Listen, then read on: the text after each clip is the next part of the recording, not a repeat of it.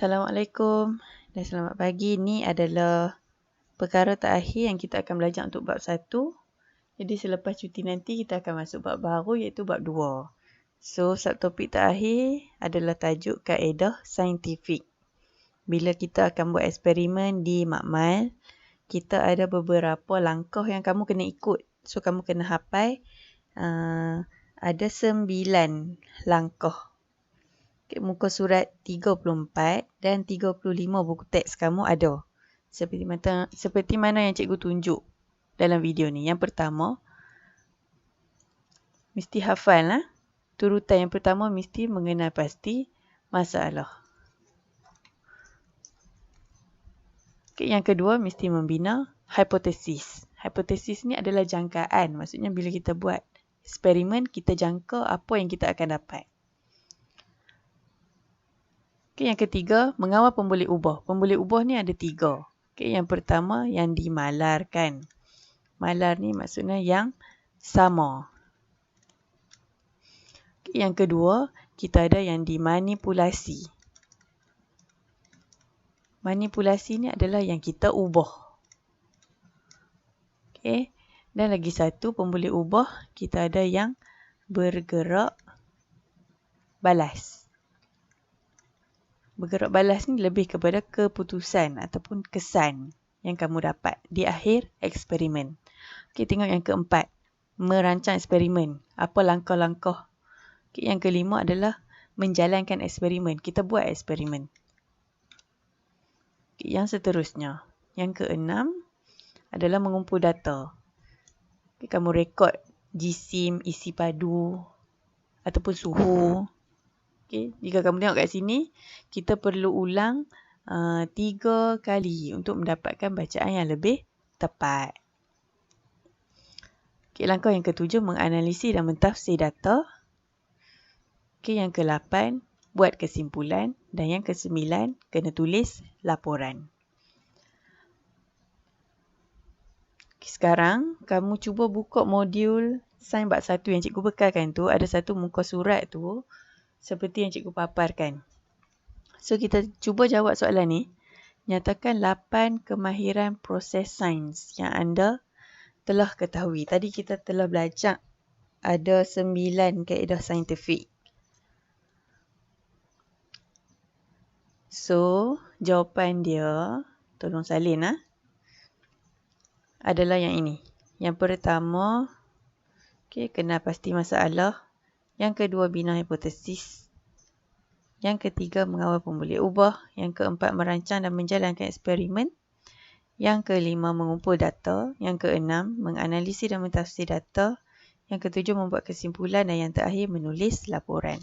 Tolong salin jawapan ni ke soalan yang ni. Ruang ni, ada 8. Kamu boleh pause video ni dan kamu salin jawapan tersebut. Yang seterusnya. Kita jawab soalan yang ada petak-petak ni. Lengkapkan peta alir. Peta item, peta alir mengenai langkah-langkah kaedah saintifik. So, jawapan untuk soalan nombor 1 adalah yang ini. Mengenal pasti masalah.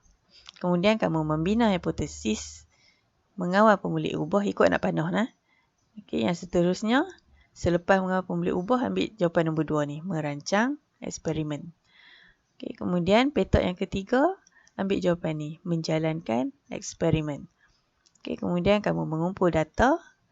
Kemudian petak yang nombor 4 ni, ambil jawapan menganalisis dan mentafsir data. Petak yang kelima, ambil jawapan membuat kesimpulan. Dan yang terakhir, menulis laporan. Kamu mesti bayangkan langkah saintifik ni, bila kamu masuk makmal, kamu nak buat eksperimen, apa yang kamu kena buat dulu. So, kena ikut langkah-langkah yang ada di muka surat 34 dan 35 buku teks kamu tu.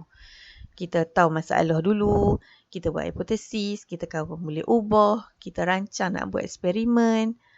Kemudian kita buat eksperimen tu, kemudian kita rekod data. Kamu tuliskan apa keputusan yang kamu dapat. Kemudian kita mentafsir data. Buat kesimpulan dan cikgu akan minta kamu menulis laporan. So, kamu mesti hafal. Yang terakhir, kita cuba jawab soalan yang kat bawah ni. Okey, rajah di bawah menunjukkan 2 ekor tikus di dalam balang masing-masing. Okey, kita nak belajar tajuk pemboleh ubah. Soalan yang pertama, pemboleh ubah yang dimalarkan, pemboleh ubah yang sama. So, kamu tengok di kedua-dua gambar ni, 1, 2, apa yang sama? So, kita nampak ada air. Betul tak? So, kamu boleh tulis kat situ jawapan dia kehadiran air. Maksudnya ada air. Dua-dua balang ada air. Okey, soalan nombor 2 yang dimanipulasikan. Ini adalah yang kita ubah. Apa yang satu balang ada, satu balang lagi tak ada. So, kamu tengok betul-betul. Yang ni ada pokok, yang ni tak ada pokok. So, kamu boleh tulis jawapan kat sini. Kehadiran. Kehadiran tu sama ada ataupun tak ada. Kehadiran. Okay, pokok. Okay, yang ketiga, bergerak balas. Yang ni lebih kepada kesan ataupun keputusan. So, kamu tengok. Tikus kat dalam balang yang ada pokok ni, hidup. Tikus yang dalam balang tak ada pokok ni, mati. Kan ada perkataan dah. Ni. Okay, mati. So, kita tulis kat sini jawapan dia. Keadaan tikus. Itu sahaja. Tolong lengkapkan modul kamu dan kita telah tamat bab 1. Terima kasih.